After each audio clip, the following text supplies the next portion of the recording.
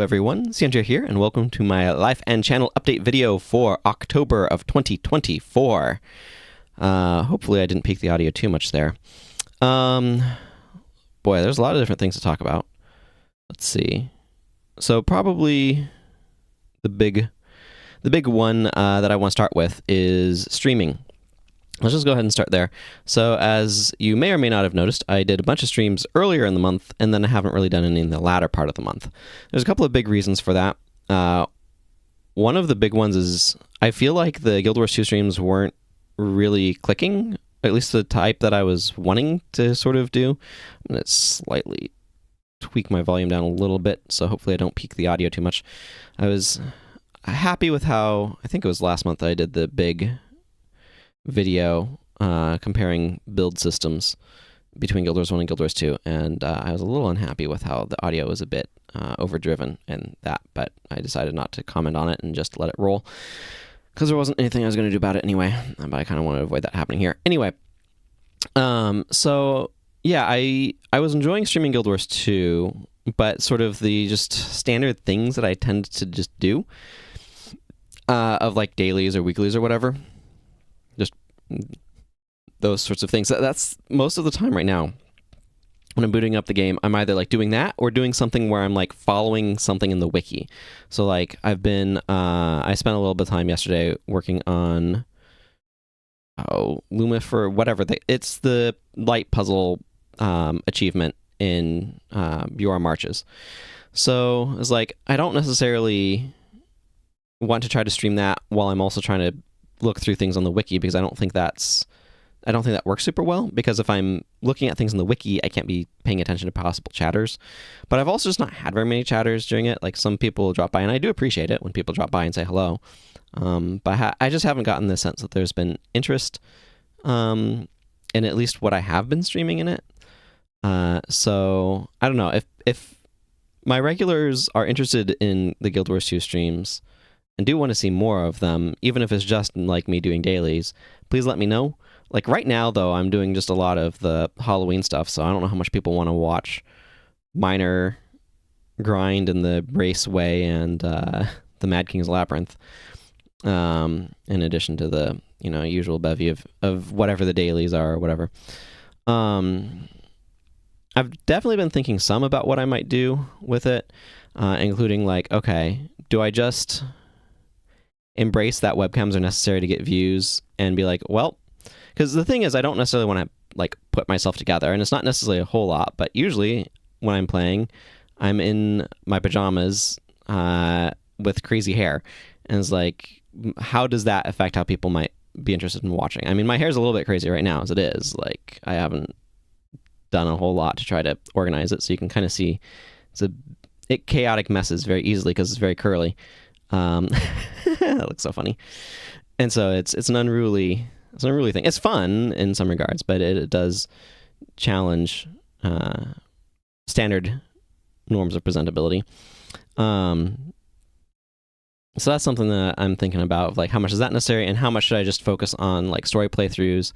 And if I did want to kind of focus on that, do I pick one of my other characters that's at the beginning of their story and play through with them instead of the ranger that I'm like a little bit of the way into the story on, but then people would have to dig for the first parts of the story through the previous VODs that people weren't really watching because it's just like sprinkled in here and there.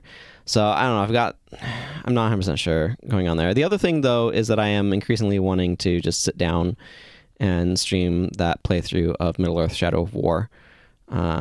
So there's a decent chance that I'll try to figure out making time for that. As for the Guild Wars 1 Unlock All Skills playthrough, like I do want to continue it to some extent, of course. Like it's something that I do want to keep doing, but it's also like something that I have to take in pieces, because there's an element of it that's just very tedious. Because all of the characters are going through this, are all low level, going through the same early stuff. It feels very repetitive. I'm not doing the later game content. I'm not going on the skill cap runs. I'm not doing dungeon runs or whatever. So it's all like, oh, and then I play through Minister Cho's estate again, or oh, and then I see her, and then I go through Ascalon. I have to get out of Ascalon to get to Lion's Arch, and like that phase I'll eventually get through it, but it is kind of tedious while I'm in it. And it also feels like I need to try to progress all of the characters simultaneously in order to be able to get the skills I need for my heroes to feel like I can set up my heroes to be at all decent. Because, like, I mean, it is the struggle, right? The game has intrinsic challenges for a new account that I am very much so running into. And one of those challenges is you don't have resources to get all of the skills, and you need to get, like, if you want to be able to make competent builds, you need to get to the point where you can get those skills. It's kind of part and parcel with it, and I'm glad I'm sort of experiencing it, but it also does have its points of tedium and challenge. How important is it that I look directly at the camera versus the preview that's just below it? But it's something that I've been like, okay, I haven't necessarily wanted to jump back into it right away.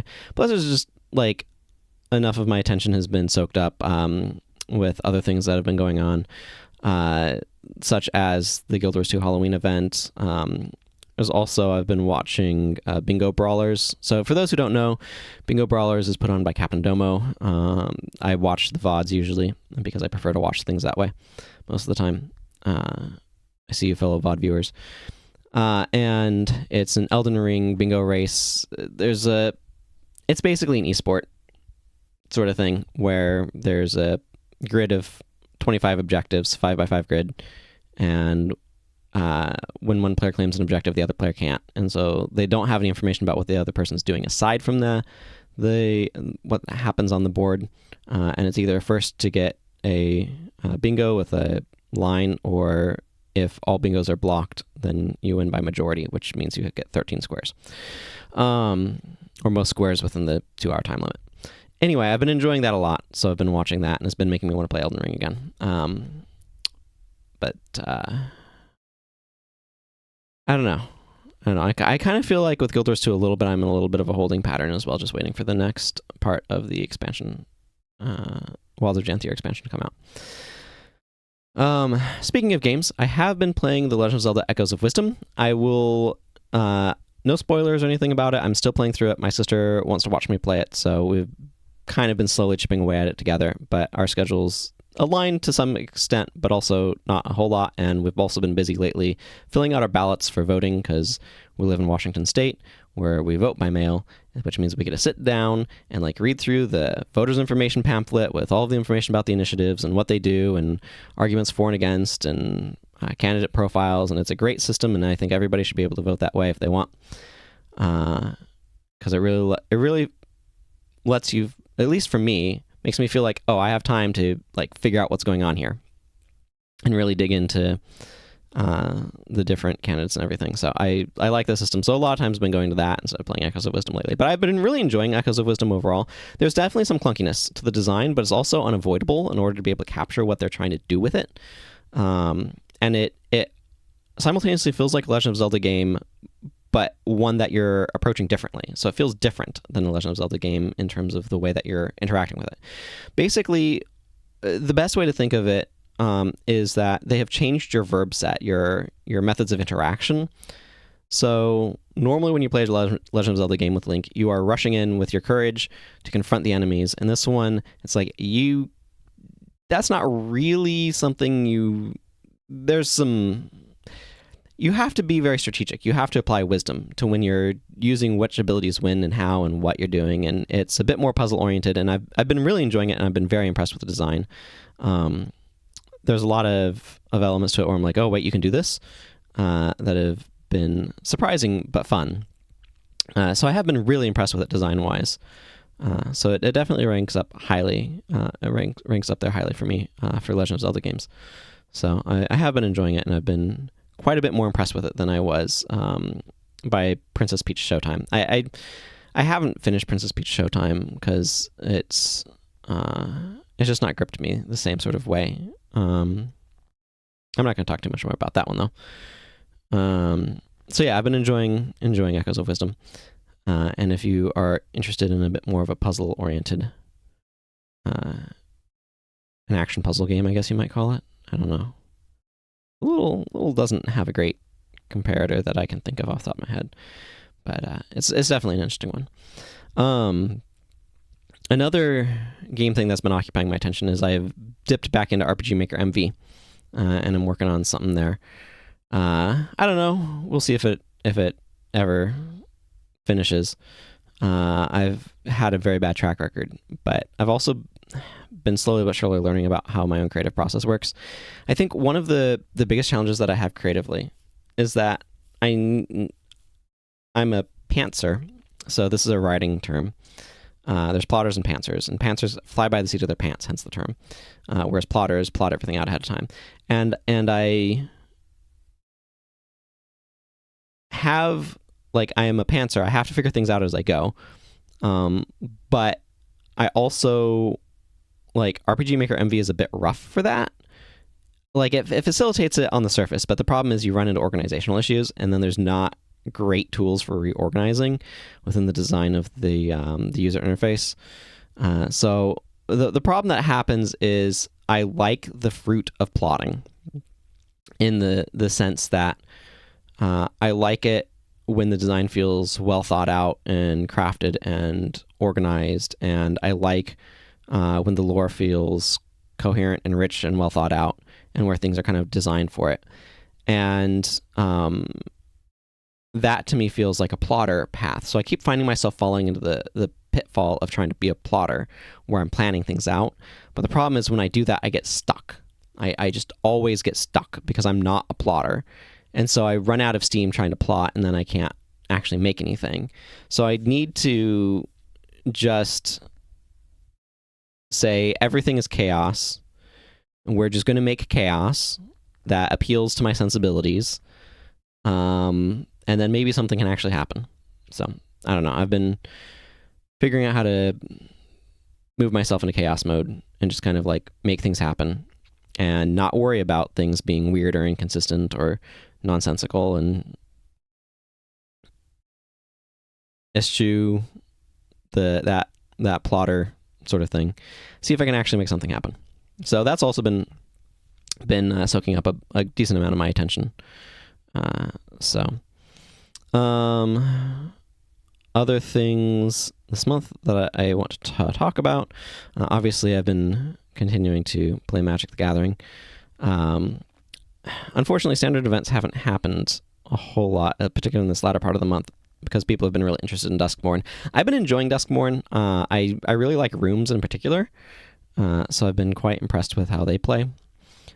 You can see over my shoulder there, as I use the arm on the wrong side of my body to point to the pile of cards, that I have a bunch of cards that I need to be putting away in my boxes. I have binders and boxes. The binders are for the cards that I'm more likely to play. I need to go through there, though, and there's a lot of stuff in there that I've put in over time that maybe doesn't belong, and I also need to kind of think through, because my policy has been put all of my rares in the binders.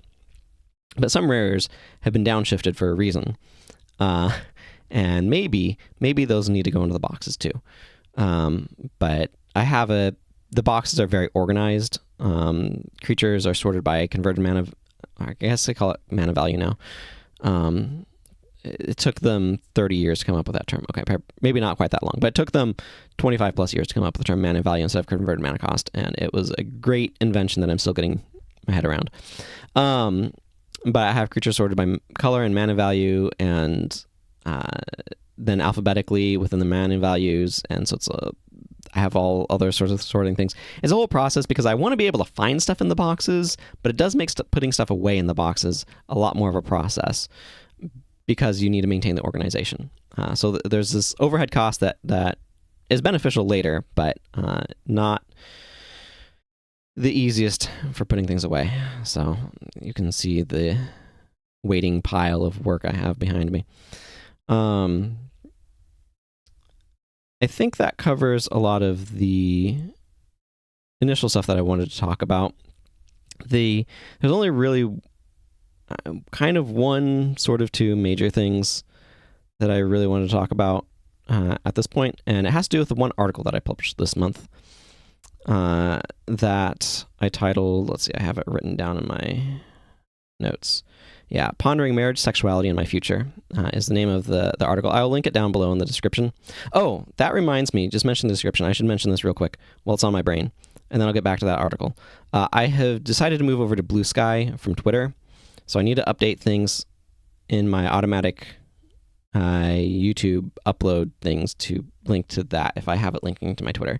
And I need to update my website to link to my Blue Sky now as well. I have some initial thoughts. Blue Sky is not 100% better than Twitter. So like people are saying, oh, it's so much better here. Like there's definitely things that I can tell are better. And I think that there's a lot of aspects of it that I haven't dug into yet in terms of like hashtags and things like that that are substantially better in terms of algorithms and stuff. The big challenge, however, is that it is not devoid of negativity, and it's easy to find things that are not good for my mental health, and I need to be careful. And that was true of Twitter as well. Blue Sky has made it a little bit more apparent what that looks like and feels like. And what I am thinking about is how I want to try to focus on the things, like thinking deeply about things, but also just putting my focus on the things that I like and not defining myself by the things that I hate. Or the things that I'm against. I want to define myself by the things that I love and the things that I'm for. And that's difficult. It's been a very interesting. I have a number of whatever we're calling Blue Sky posts. I'm with Hank Green in that I think just microblog posts should be called tweets, but that can be a little bit confusing because it is identified with a platform that has abandoned that term. So I guess we just scoop it back up. But I have been finding that there is a sort of default mental pattern that I'm like, oh, I need to talk about the things that I'm against, right? I need to say, oh, I'm against this thing, I'm against that thing, I don't like this, I don't like that, or whatever. And instead of saying, I like this, I like that, right? And focusing on the things that I like, the things that I feel positive about, is not how my brain has been set up. And I think like this was actually very poignantly stated or talked about in the this is a Monday right now in my pastor's sermon yesterday, because he was talking about how we've shifted from defining ourselves by the things that we love to defining ourselves by the things that we hate, and how that is a problem, right? And it wasn't the major point of the sermon, but it was kind of a sub thing that got mentioned, that got brought up. It may have been part of him quoting somebody. But that's something that kind of stood out to me. And I think that because I've been struggling with that myself internally. And I think that I've been finding myself having to resist the urge to tear into things, to attack things, to talk about the things that I don't like. And the thing that I've come to really be thinking about is with social media, I feel like we're focused entirely on the negative too much. We're focused on the way the world could be better, the way we think the world needs to change, and not on the good things that are already here, the good things we already have. And I think that like an attitude of gratitude is kind of the cliche way of saying it, but I think there's an element of that where being surrounded by that negativity, even if it's negativity I agree with, isn't healthy for my brain, right? It keeps me focused on what's wrong with the world instead of what's right. It keeps me focused on negatives that put me in a bad mental place.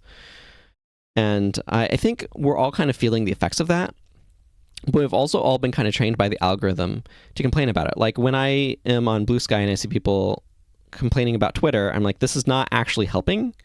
So they can be like, Blue Sky is so much better because Twitter sucks or whatever, or like how much worse Twitter is or whatever.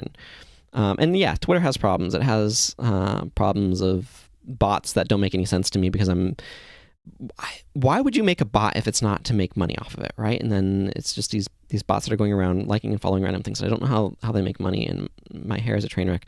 I like my hair, which is why I'm not cutting it off, but it is a train wreck. So it's easy to fall into these negative mental patterns And it's something that I'm like catching myself and realizing that's not what I want to be putting out into the world. That's not what I want to be receiving from the world. I have to be very careful. Like somebody might say something that I agree with. That's still a negative take, right? It's here's how the world could be better, right? And then I go and if I read, all the comments, everybody's like, here's all the ways the world sucks. And I'm like, yes, those are all the ways the world sucks. And then it just gets me focused on all the ways the world sucks. And that's the problem, right? Even if I agree with it, even if I'm like, I think that the world would be better if XYZ things changed. If I'm seeing a bunch of the negativity around that, that is a negative, that is a negative reinforcement, and that's bad for me. That's hope. I've said this like 30 different ways, but hopefully it makes sense and is clicking with you. And maybe we can do something with it to try to make spaces more positive.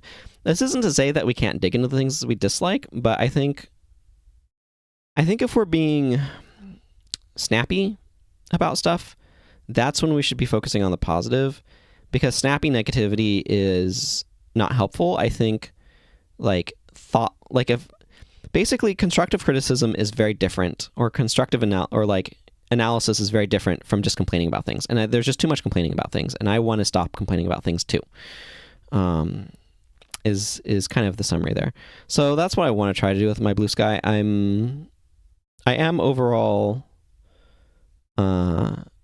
liking it more at the moment than I was liking my Twitter experience. And part of the problem that I had with my Twitter experience is I was following too many people who I agreed with, or who I was valuing for various reasons, but were ultimately bad for my mental health, and not accepting that and unfollowing them. But anyway, I will say this about Blue Sky. It's really nice to have notifications that are like, and then people interacted with you instead of, and then this random bot found a post that you made 10 years ago. Which, I mean, is kind of the problem that I was just talking about, but it is kind of a refreshing thing to feel like, oh, this is a place where people can actually interact and engage, and not have it be diluted by bots. They're coming. The bots are coming, most likely. But okay, back to the article that I was mentioning, which, if you've forgotten, was Pondering Marriage, Sexuality, and My Future. This was a very challenging article for me to write. And not in, like, parts of it were very difficult for me to write, but it is very scary for me to publish. It's written as kind of a process of thinking through stuff. So it's a little bit more stream of consciousness. I did have my sister edit it. I don't often have her edit my articles. She's very good at editing things. Very thorough. But I just wanted to make sure I had another pair of eyes on it, because it's the sort of thing where I'm like, this could very much so be in my own head too much, and I need to make sure I'm providing context so that way people can understand what I'm trying to say or clear up confusion. So it definitely drove her crazy that it wasn't an essay. But it's not. It's not an essay. There's not always a conclusion to various things I'm thinking about. It's just me writing my thoughts out on a page and processing stuff. So I basically, I mean, the title summarizes it. I think about those three things: marriage, sexuality, and my future. And I'm very, like, it was definitely a very scary thing for me to publish. So if you do read it, I do appreciate it. Please try to do so understanding that it's an especially vulnerable piece. Like, I am generally vulnerable on my blog, but that is an especially vulnerable one, and a scary one. So, it had some, the thing that inspired me to write it, unfortunately, was a night where I feel like I'm talking around stuff, because even now it's difficult for me I'm not comfortable just saying the sort of ending of the article without all of the lead up to it. But the impetus for it was something that left me in a spot that's really thrown off my sleep schedule as well. And it's been a little bit of a rough month. It's gotten better. And you can see I have my lights over here on. because they help my brain feel better. But it's been kind of a rough month, particularly at the beginning, because of the stuff going on that led to me making that article. Combined with, I mean, it's autumn now in this northern hemisphere. Still blows my brain when I think, oh, in the southern hemisphere, Halloween is a spring holiday.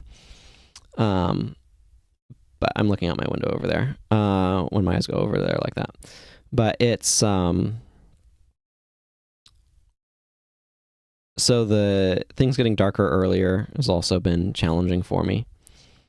And that's not been helping. But yeah, so my sleep schedule has been really, really thrown off lately, and I've been tired a lot lately, and that's not been great either. I kind of want things to kind of go back to how they were, but part of it is like it was easier when it was light later during the summer. So kind of want things to settle back into place. I don't know. I feel like that's most of the stuff.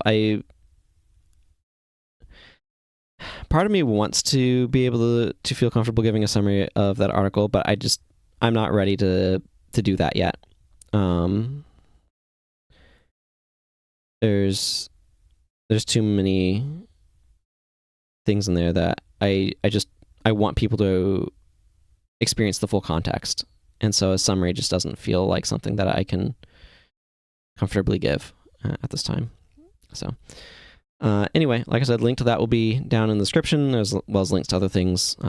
Hopefully my Blue Sky account will be in there for people who are interested in following me there, as well as links to like my Discord and website, where my blog is in general.